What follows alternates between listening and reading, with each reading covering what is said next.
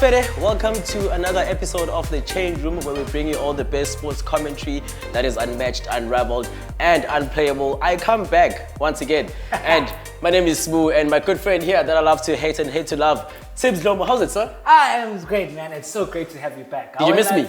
You know what?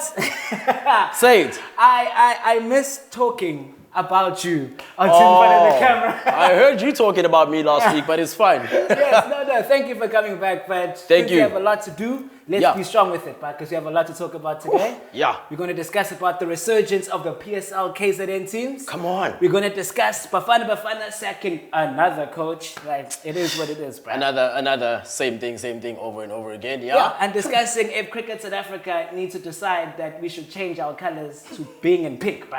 Because the Proteas in pink, we are pretty in pink, fam. Yeah, we're coming in. We're going to be in strong, but we have to start off like on the great note for everyone that supports all sports in South Africa, because the government released a new COVID legislation that allows that all high school teams and varsity teams are allowed to play sport again, but obviously behind closed doors. Yeah, sort of like a green light, green lights for school sports and varsity sports, which is great. I think it's it's a good thing that we get to have a bit of sports from grassroots, because this is where basically we rely on to get the next Eben Etzebeth, the next Skalkberg or anything. So this is great. So I'm happy that this is happening, and I'm sure these guys who are playing, they're very ecstatic about coming back on the pitch, or even having a chance to be part of their varsity and playing rugby. Yeah. No, especially because like high school sports, there's a huge it's a huge thing. Like we have our Craven Week is the biggest thing that happens in here, where all of our local teams, like that's where everybody begins.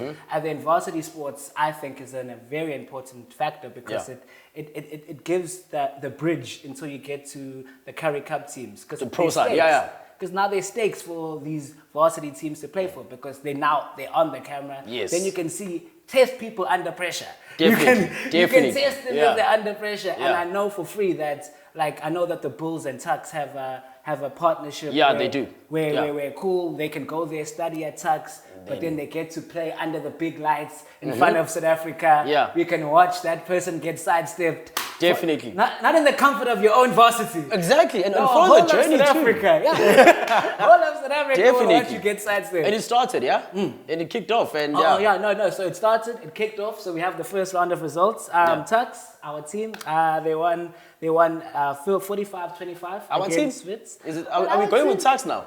No, Tucks have a strong one, bro. Tucks are strong, bro. I'll leave it for round 3. Let's go. What else do you there's no KZN teams, so I'm like, no, Tucks. I'm like, I've been to Tucks. Pretoria is a great place. Oh, so I see. Now I see. Okay. But sport-wise. Remember when you said, "Mama, don't drink"? No, I turned up. Like, I went to the service, fam. Woo, Sunday service was fire, fam. Easter Sunday. Stop. But also the defending champions, Marties, lost their first game in the Western Cape Derby against Ikes. They lost 29-26. It's close. So it's going to be can they defend their title? I have no idea, but we have some players to watch, because Super Sports gave us 10 players to watch. We're also going to each week introduce our players to watch and what should happen. Yeah. And then we can follow these people's journeys. So then when we see them there in the Springbok team, we called them, we saw you, we were in the stable watching you train before you got to the races. And talking about you. Yeah, and talking very about important, you. because that's why we started this whole thing, basically. Yeah, so then there's Ollie Oliphant from the Medivas, he's a center. And then there's Colin Lefleur playing for NWU, but he's a Glenwood boy. And he's also plays center, so good local boy. So we believe in you, because the Green Machine kills every Durban team that has ever played high school. Green Machine, eh? Green Machine. So these are players that we look forward to, but so these are the future of South African rugby, but let's start with the present, because the Rainbow Cup is starting. And there are 4 teams that are in the Rainbow Cup after their last round of the Kickoff Cup. Kickoff Cup, I'd like to look at the last round, because obviously that is basically, I think most teams were like just giving it a last push as to, be closing off. I mean, for the Griquas and the Elephants, this was their last time of playing, maybe until I think next year when they start, because there's a whole new league, that's a domestic league that's going to be happening. We'll tell you more about that when the time goes. But obviously, in case you forgot or you missed it in the kickoff pools, the final rounds of pool games, the Sharks, Bulls, massive. Captain South Africa, but Sio Khaleesi finally left Afro's chicken, came onto the field. That's all the places I saw him. He came on the field and look at us, bro, firing, leading us from the front. The Avengers assembled, bro. Definitely. Yeah, it's going to try. I think they put past like 7 tries past Bulls, so that's great. 45-12. The Crickets and Pumas placed to a 23-22, which is quite close. And another drubbing, Stormers and Lions. It's going to be an interesting look into those particular teams as we're heading into Europe. And the Cheetahs and the Elephants, hey, that was a drubbing on its own, 71-12. That was a drubbing. But I think also just not really concentrating on the kickoff pool, because it was just a way, preparations, and just to see what all these other teams can have. My biggest concern, I don't want to talk about who can we rely on as a South Africa, who might go, because I think it's pretty clear. Sharks and Bulls, they have the most, I think stable. They have the most depth, and they look like the teams that will sort of like raise the flag for us. Maybe tackle the Munsters and the Leinsters, whatever they play against the Irish side, because those are very tough. But I'm very concerned with the things happening at the Stormers. And the Lions for me. But yes, also the Lions, exactly. Because now the Stormers, I'm talking about off-field affairs. The off-field affairs, how is that happening? I'm happy that they were able to hold on to some of their key players and they were able to tie them down, which is obviously great and a big boost for them moving forward. However, now when it comes, because I remember when we were talking a few weeks ago in some of one of their past episodes, we were talking about their running rugby and how they're playing. It's great, but can they sustain that with the squad that they have? Can they take the squad to Europe and compete there? Now it's a big concern for me, because I don't think they can. Lions, for me, it's out. They are like cheetahs. They will get to like a Lions and cheetahs. Okay. Hey, same animal group. Same animal group. They're same. Are they all cats? We'll leave that out. But also, just looking at that, the Lions on its own, on their own, they're a bit concerning. I mean, looking at how they played against the Stormers again, like, it wasn't a convincing. Elton Yankees has pretty much everything to do on his own, but he can only do so much himself. And it's... No, like, I fully agree with you. Like, I think it would be wrong for us to, obviously, we have to support the Sharks. And we have to understand that the Sharks have played, they've used this kickoff the correct way. They've used, I think, the most players out of all the 4 franchises. Variety of positions. You've seen Werner Koch play wing, center, like fullback, either wing, fullback. Like, so they've used it as like a school, like a training school. Like, they've gone into the hyperbolic time chamber. They're ready to practice, and I think that's also why they've looked at lots of plan A's and B's. Like, you've seen a good forward display. You've seen the wings actually can play. They've used every game differently. Then there was one game when what's his name? Chamberlain was just kicking. Walter Chamberlain was just kicking, and so we played a kicking game. So they've used it in those ways, which is why I think they can deal with, but we're going to go to Europe, right? Where it'll be cold, it'll be raining, so they can play a kicking game where you're saying, like you said about the Stormers running game, it never even worked in South Africa. Pretty much. South Africa, when there is heat, and like the day when there's rain, they never saw any plan Bs. Yeah, true. So I definitely think that going into the Rainbow Cup, I definitely think that the Sharks and the Bulls, especially with Jake White at the helm, are in the correct positions. But I don't know if the other teams will be able to cope and differentiate from playing in South Africa, then going to play 3 weeks in Europe with different styles of rugby. Let's be honest. I think all of us, all the 4 franchises will have a bit of a problem having to go there. First 3-4 rounds. Well, obviously they'll play the first couple of rounds on their own here in South Africa before moving abroad. I think, the first 2-3 rounds of them playing overseas, we might see a very weird sort of rugby from them. I mean, even our best players, maybe at some point they will get to a point whereby they're struggling because obviously conditions and having to play different teams from a different sphere. And and also just as you were talking about how the Sharks were able to utilize this particular tournament of pre-season to pretty much spread out their game. I like how, because I remember even the coach said after Sean Everett, he said that after Sbu Zulu got injured, he had to push Siya Kolisi to be closer to the ball, to be closer to the action, because now that's that loose forward position. Basically, that's what happens, because the biggest question was to who is he going to bench, and then we saw that Sbu Zulu is graded 8. When he got injured, he had to push Siya Kolisi, and he played well, and he was supposed to play for like the first first half only, but he went on for a while. Which is great. So those are the other things that we can pick up, and you see that something is happening. And also with the Bulls, you can see that also they have these young players. As much as they play the final pool match and they lost, and their final pool match of the then Curry Cup, which they eventually won, they lost the game. I think they played against the Pumas.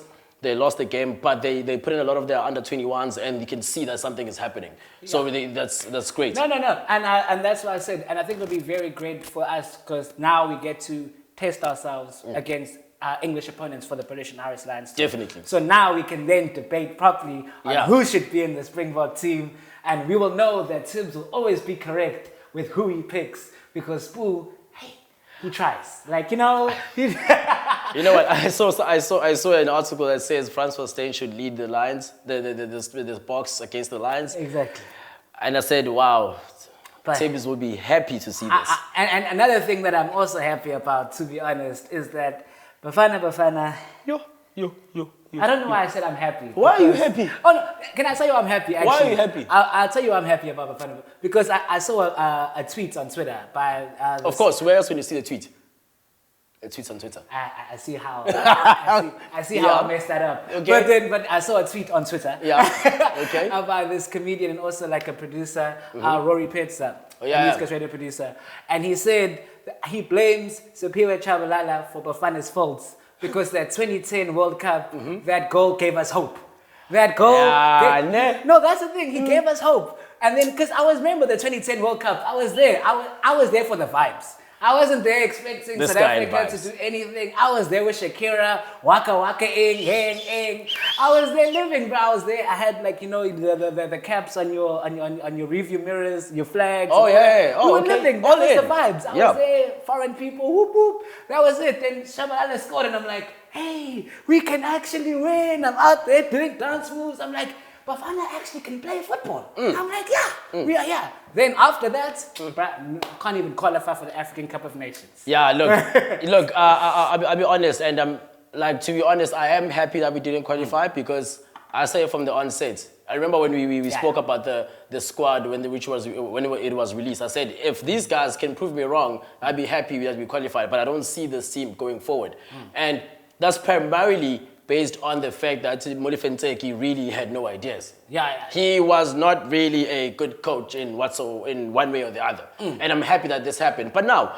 But there's politics behind this thing. I was going there. No, because we were living, because we were playing Sudan. And then, for some reason, in South Africa, we couldn't watch the game. And then we have to start now, broadcasting-wise. We have to think about this. Because for me, I only watch SuperSport. Like, straight up, that's the only thing I watch. That's the only thing we have. That's the only thing we have. And then I was watching, and I saw that they were playing, like, PlayStation finals in Yana. Oh, yes. And I'm like, how are we seeing people in England playing PlayStation when Bafana Bafana is meant to be playing a pre-qualifying game? Yeah, it's a solid point, because now this will put pressure on our new CAF president, Dr. Patrice Motsepe, because now in his 10-point plan that he was campaigning with when he was running for presidency, he did say that he obviously wants to bring the whole broadcasting back into the continent, that we don't have to pay European countries for them to... How do you pay someone?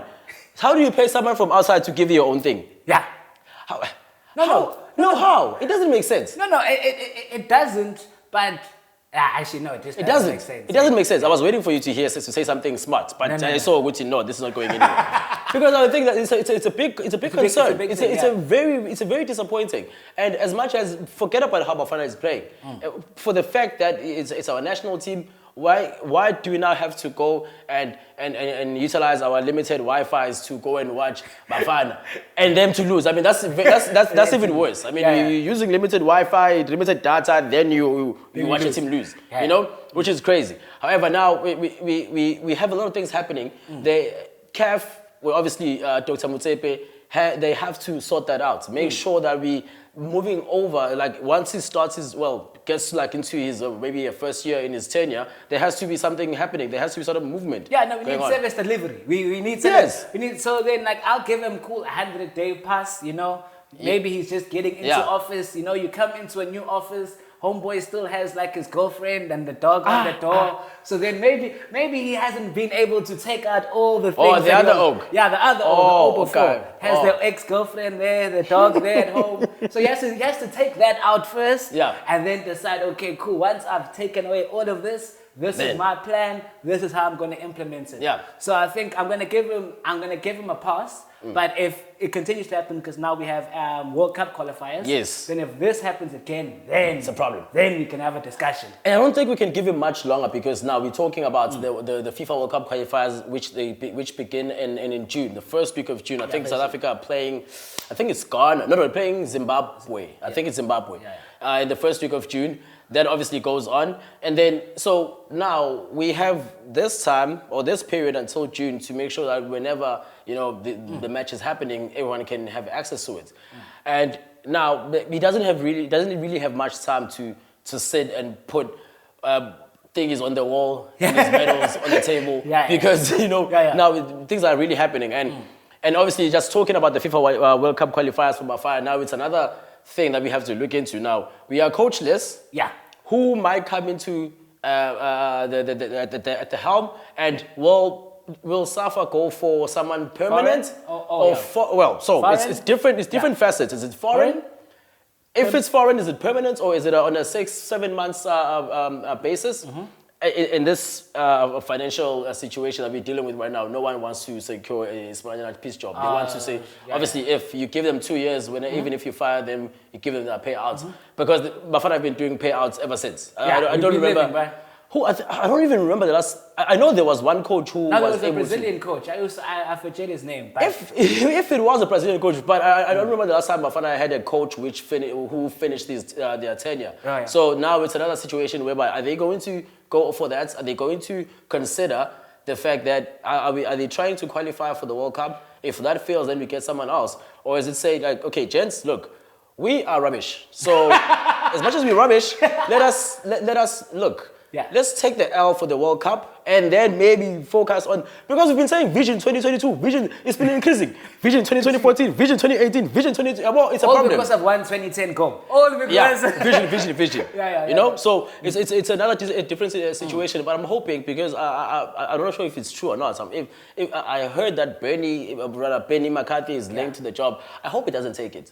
I hope he doesn't take it. Okay. I think he's doing something good about it, and we're going to talk about that. But I also, just to end that one off, I think what it should be is something like you said of, cool, I think maybe Benny comes in for those 2 qualifiers. Like, I think a permanent coach needs to be decided like, it needs proper planning. So I think for these qualifiers in June, I think you hire an interim manager, preferably local, because like you said, no one else is going to take it. The PSL is on a break. So I think that's the way forward. And then after that, after those 2 or 3 games, you make a decision. Do you give this guy a job, or then do we outsource locally? Because then the only qualifiers are further in at the end of the year. So that's a good point. Gives you time. But you spoke about our boy Benny, bruh. Yeah, Benny. He has taken us started from the bottom. Now we are here.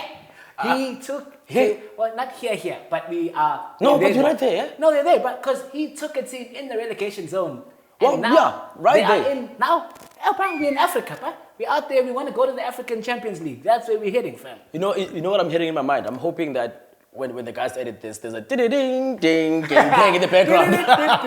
Because look, man, what Benny McCarthy is doing at Amazulu is fantastic. Looking at the fact that they're the first team to win 5 league matches in a row. Yep. This season, not even Sundowns has that. Sundowns are very home and try at the top. The Chiefs to save his money, and they're still flourishing. No, it's facts, but I'm not sharing this thing, but they're rich, but they're living. Yeah, true, and you know he's doing something great there at Amazulu, and. Now we have 2 local coaches doing something great. Okay, forget about the 3 Musketeers at Sundowns. That's a solid team. And we have a Golden Arrows team that is sort of like, I don't think they have the biggest resources in the PSL, but they are right. They are number 2 as we're speaking right now. They are number 2. Madagnigas is doing a fantastic job there. The players are coming all right. They hardly lose it. They can't lose. I think they lost maybe 2 matches only this season. Yeah, they've been trying. And Swallows only lost once. Then Sundowns are undefeated. Yeah. But also that's something else, bro. Like, who would have thought? No, for KZN, bro. Like we here to fight, fam. And then there's Maritzburg United. Oh, bro, Maritzburg United. I spoke to you guys about Maritzburg United. That's why I said this is a great show because we call it. We said Maritzburg are too good to be in the relegation zone. Too good. And we like, as soon as they play teams that are in their bracket, they will kill them, man. Definitely. Just because, and you were right, but they just needed to play Kaiser Chiefs first. Yes. Because then. Because after Kaiser Chiefs, they were like, actually, you know what? We can play, actually. Yes. Because we took Kaiser Chiefs to the limits, so we're like, we can play these Kaiser Chiefs every week. Definitely. And then they decided if we can draw against Kaiser Chiefs, we can beat anyone. And now they've made it outside the relegation zone. Ernest Middendorf looking like, actually, you know what? No, props. I can manage, bro. Like, cool, we lost the 1-horse race, but we are still... I'll never let him forget how he lost the 1-horse race. Never let it go, never let it go. Came second in a 1-horse race. How is that possible? Definitely. So that's so that's local football, but there's a travesty for the European supporters because Kun Aguero, after 10 years of service at Manchester City, has decided to retire from the Premiership, not from football, but he's decided me and Man City, like we've done our thing, bruh. And for me, my heartbreaking Kun Aguero moment was when he scored in the last minute. Aguero! On the last day, Man United... Queen's Park Rangers! Against Queen's Park Rangers, Man United finished their game 1-0 and we were champions. Man City... For a few seconds. Yeah, Man City were down by 2 goals and I'm like, no, we're fine. Just 5 minutes. Then Balotelli came through and then with 30 seconds remaining, Kun Aguero broke everyone's hearts and won City's first title. He won City's first title. Again, I'm already seeing this in my mind, bro. I'm already reliving the moment. I can really see the ball going to the right. Aguero, the commentator. Aguero! So look. So people say he's been one of the English Premier League's best strikers, especially foreign imports of all time. And I think him up with Ruud van Nistelrooy, Thierry Henry, definitely. Like I think that he has been a colossal, like definitely. And I have to say we appreciate him because he's the highest goal scorer in City's history. So he's the first City legend because City's sort of a they don't have legends there. They don't have. They don't have legends. They do have company, maybe. Company, Silva.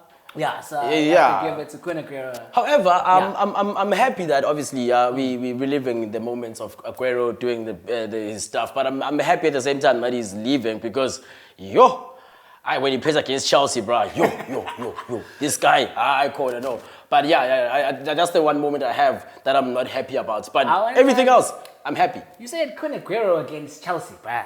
But Chelsea can't even beat West Brom. I don't know. I'm like, what? I don't know how you saying, oh my God, Kun Aguero, fam. West Brom HLBN. That's it for the show. We are done. We are done for the week. No, it was a great result for me. But no, they lost 5-2. But I don't understand how they lost 5-2. This team, and this is a great statistic. In that game alone, they scored 33.3% of their goals from the entire season. In one game, they scored. I was like, brother, Chelsea weren't serious about defending. But a lot of people want to blame like the international break and being like, cool, people are coming back. Rubbish. But Rubbish. Chelsea losing because now they're down to 5th has really opened up that top 4 race now. Because now Liverpool, who were making fun of doing nonsense, has now come back into the race. So since I don't want to hurt you anymore, Sbu. Yeah, but thanks, man. Tell me more about your pain and how and how do you think the top 4 race is going, and how do you think that, was this a blimp or is it a sign of future terror to come? Do you have tissues here? Not okay. I'm not okay. I have water for you if you want. But I'll tell you what. Look, I wouldn't really put in sort of like a title or a label as to what that was. However, it was the Premier League. Yeah. As we know it. Yeah, that's and very true. Unfortunately, it obviously comes when you don't expect it. And unfortunately for us who are supporting, but it's great. And that is a signal of it's sort of like a caution to Tuchel. That yes, you went like 13, 14 games unbeaten, but when you do eventually lose, you might lose 5. You might lose the next game 4. You might lose the next game 2-1. And then all of a sudden now you are Liverpool. And Liverpool are above you. So that's the story of the Premier League, and that's what happened. I'd see it as a blimp because now, yes, we lost Thiago Silva.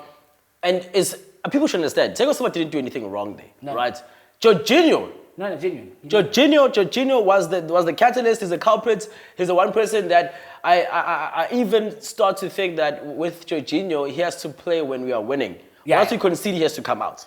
Because I don't think he has that. Because at some point, Kovacic was carrying the team, and it was him alone. And then Marcos Alonso also, if the team is bad, he does have his bad tendencies of being bad, of buffoonery. And also that's just the Premier League. It's how Man City lost 5-2 to Leicester. How West Ham defeated Liverpool, 7? How Man United lost 6-1 to Tottenham. Exactly. So it just happens. But that is respectable, though. I mean, you're losing to Tottenham, losing to West Ham, high-flying teams. You're losing to West Brom. Hey, but 5 goals to 2. No, we lost. No, we drew to Sheffield United. It's a draw. That's fine. Yeah. That's a point for each of you guys. It could have went south, but you drew. We lost by 5 goals. We haven't considered in I'm not sure how many games. No, you only considered 2 goals under Tuchel in the. Imagine, and then now it's 7. Now it's 7 goals in 13 or 14, 15 games. That's that's a lot. And now it also just exposes how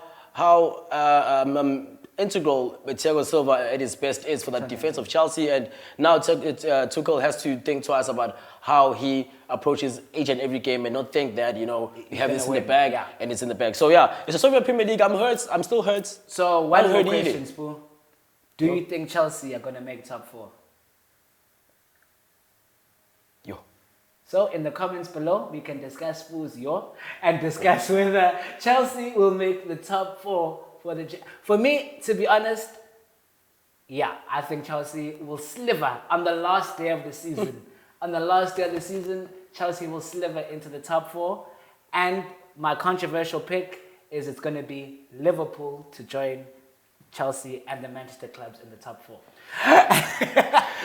So in the comments below, disagree, agree, Leicester City are going to flop again. But we are here to discuss being pretty in pink because the Proteas seem to have only in the entire history lost once in pink. And I'm like, maybe twice? I think it's twice. Yeah. India and Australia. Okay, fine. But twice. Okay, fine. But twice. Yeah. Maybe we should decide as Cricket South Africa that, you know what, in the World Cup, let's just try this thing. And Jay, just try to do this pink thing. Because I think you'll be strong. Because all of a sudden, it's synonymous with Miller time. Because David Miller won the Proteas that game. But he absolutely, in the last 10 overs, decided, you know what? Thank you, Pavuma, for trying and batting for the innings, but I've got this, right? He's like, no, it's time. I'm like, I don't need you, Petlaquire, just give me the strike. Petlaquire, just give me the strike. And he literally, in those last 5 overs, I was like, no, we're going to get 290, 280. I'm like, but then Miller's like, no, guys, you don't understand. It's me. I got this. I've got this. It's pink time, fam. And he absolutely, because the Proteas demolished.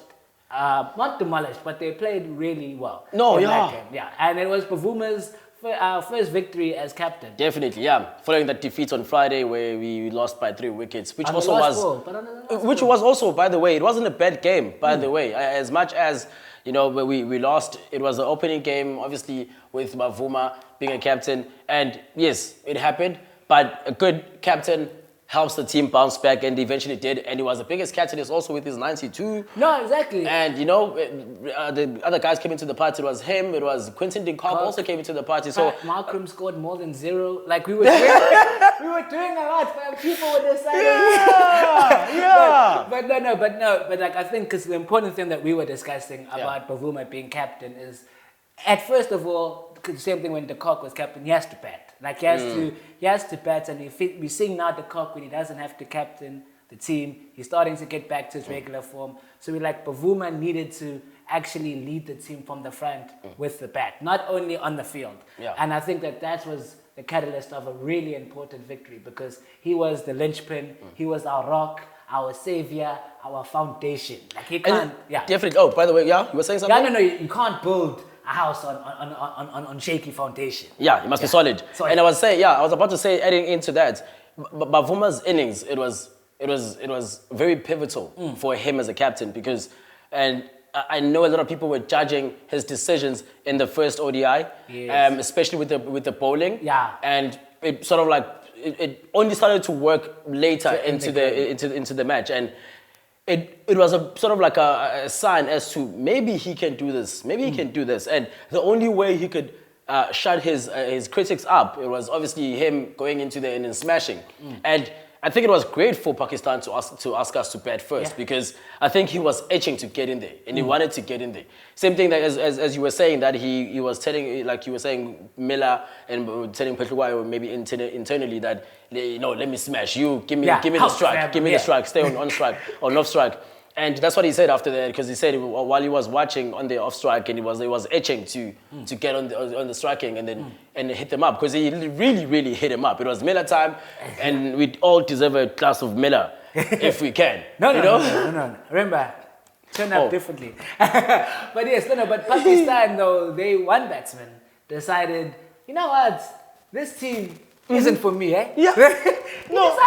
He decided. He was like, he scored 198. I think that is the second highest ODI score of all time. And could be. I know it was the highest at the stadium. Oh, the highest at the stadium. But I think it's the second all-time highest ODI score, because he just decided, you know what? You know when you're doing a group assignment, eh? Yeah. And then you realize that you had a whole team, and you're like, oh, we're all gonna do this together. And then it's the day before the assignment, and you're like, yeah, it's just you know what? Let's do this.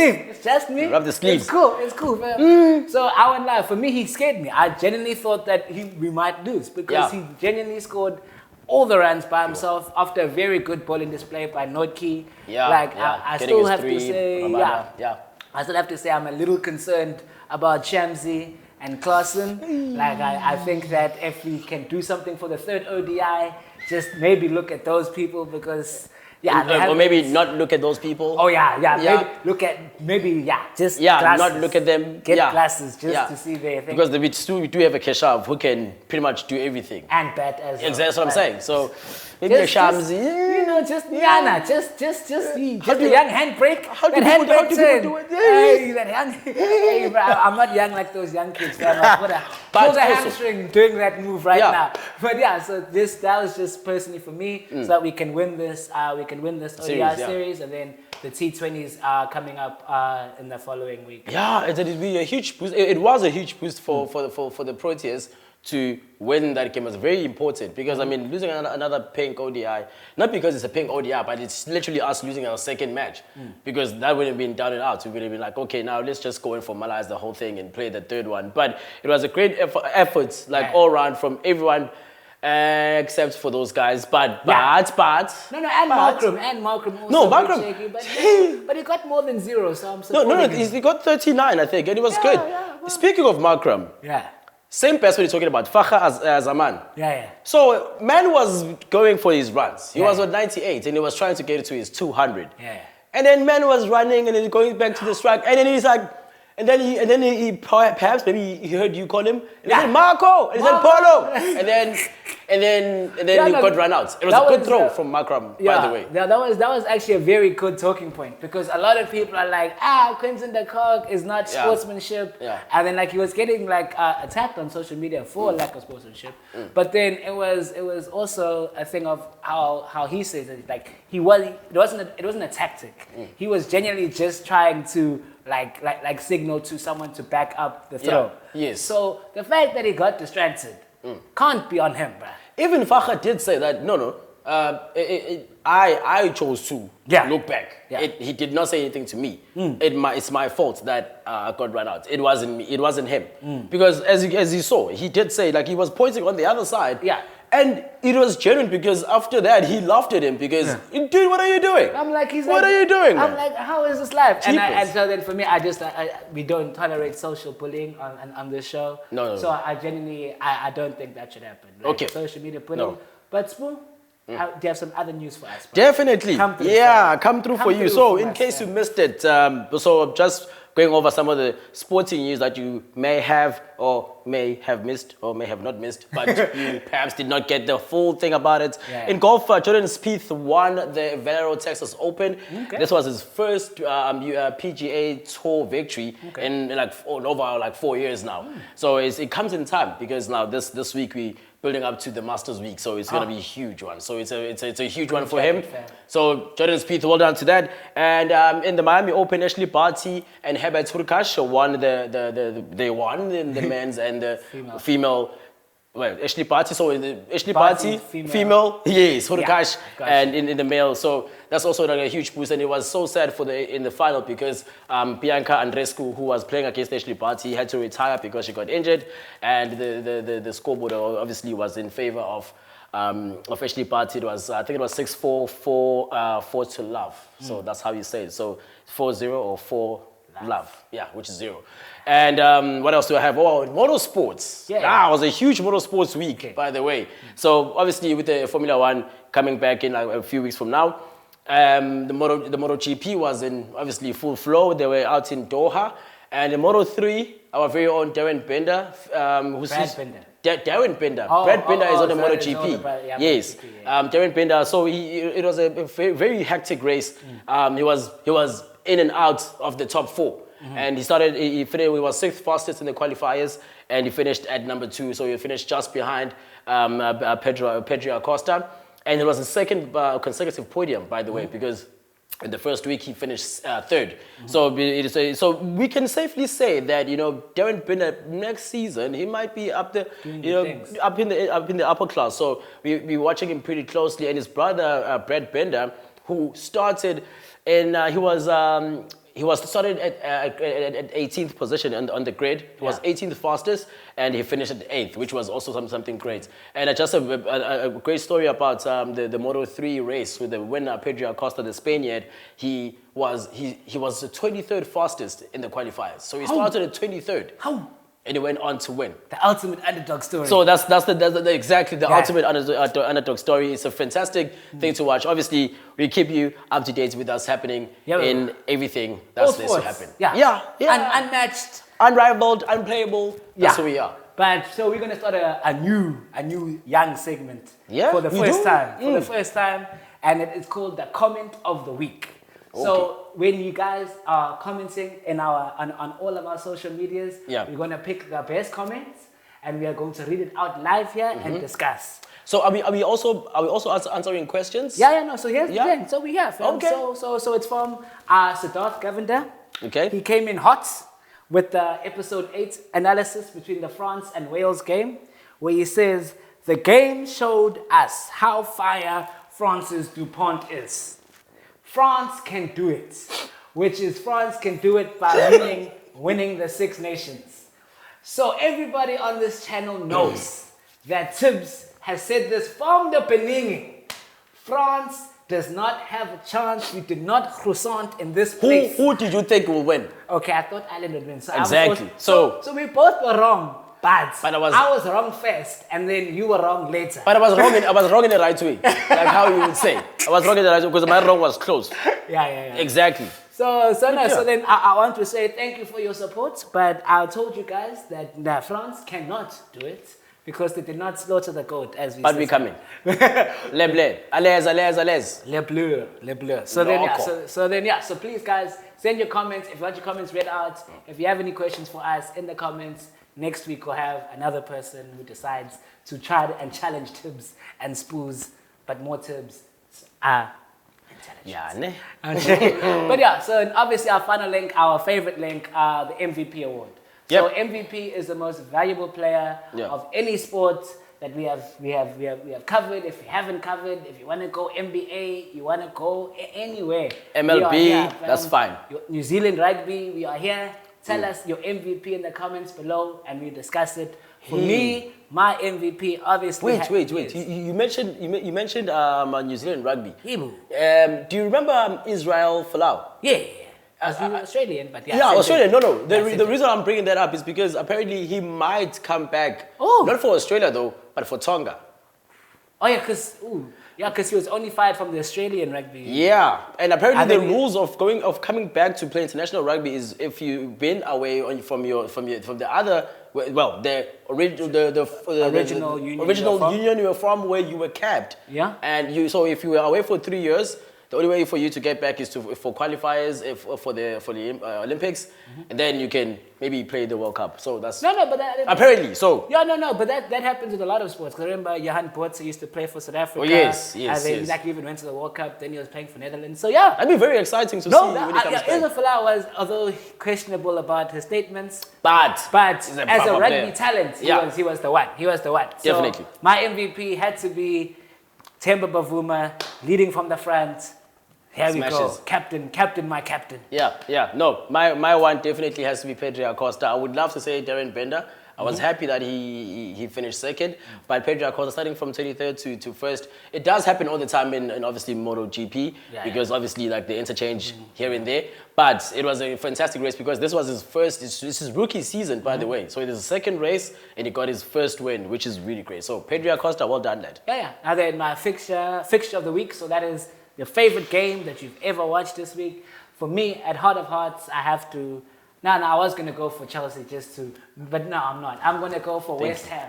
Because West Ham and Jesse Lingard. And Messi. Messi. Yeah, Messi. Messi. Jesse Lingard for Ballon d'Or. It's coming. I nominate it now. Oh, now you want him back at United, I'm sure. No. I think he's flourishing at West Ham. But let him be. But yeah, he's flourishing at West Ham. So West Ham making it into the top 4. That game against Wolves, very good game. Jesse Lingard killed it. Fam. Yeah, and also remember the Adama Traore run. Eh? Yeah. Fantastic. Oh, Traore. He ran the length of the field. Him and Dan Duncan, same thing. But 2 players in the group assignments decided no one else wants to participate. We will do this. We will do this by myself. Yeah. But yeah, so that was my fixture of the week. Any for Sbu? My fixture of the week, shucks, I watch a lot of things. I'm not even sure what to even go for. But for a fact that the Pink ODI was one of them, and also the final between Hurkacz and in the Miami Open was fantastic. I enjoyed it, and then Yannick Sinner, by the way, Yannick Sinner and Hurkacz was a nice watch also. But yeah, Pink ODI also, I think it tips it just at the top. Then team of the week has to then. I can now bring it in. West Bromwich Albion. Out here. I thought you were going with Proteas, bro. No. Proteas, they're pretty in pink, but they know how to win in pink. West Brom decided to come out of nowhere. Callum Robinson was like, yeah, you know what? Callum Robinson has scored 5 goals in 39 Premier League games. All 5 goals were against Chelsea. Come on with it. He's ready to go. I know. He's ready to go with it. Like, can you get this over and done Okay, no. So he was. That's a West Brom with my team of the week. And for you? No, team of the week, it's between the 2 teams. Actually, the 3 teams. Maspik United, Korean Arrows, and Amazulu. They did well. Fantastic weekend, and more to come. I hope there's more to come. And shout out to the Proteas too, man. Yeah. You know, I always have things here and there. So and shout out to the Proteas, man. I mean, we have to give credit. We've been complaining for the past 8-7 episodes. Hey, Proteas, No, that's right. No. Why would you say go with West Brom? No, West Brom have been. I'm here for the Proteas. You know, we love them, bro. That's how we critique them. We love them, bro. Yeah. And so so any fixtures for the following week coming up? Yeah, I know there's the Champions League. Yes, there's Champions League happening. The second leg legs. Chelsea are ahead.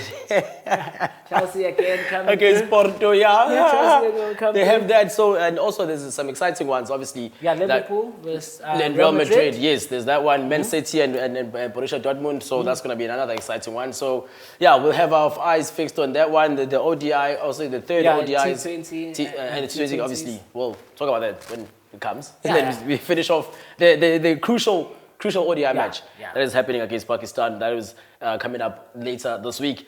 So yeah, that is it for myself, man. I know. So then we just want to thank all of our fans. Like, to be honest, like, you guys have been through there with us. You've commented with us, and then on Apple Podcasts, yes, we were nominated as the 8th best sports review show. So we got to thank you guys. Like, we support you. Like, you guys, your support means a lot to us. We love you guys. Share, subscribe, tell the world, fam. Tell the world. We want to be Mr. Worldwide, Mr. 305. Why this guy? But yeah, so guys, I want to say thank you guys again for listening to Changeroom. My name is Tibs. He is Sbu, and we are the Changeroom. Goodbye, everybody.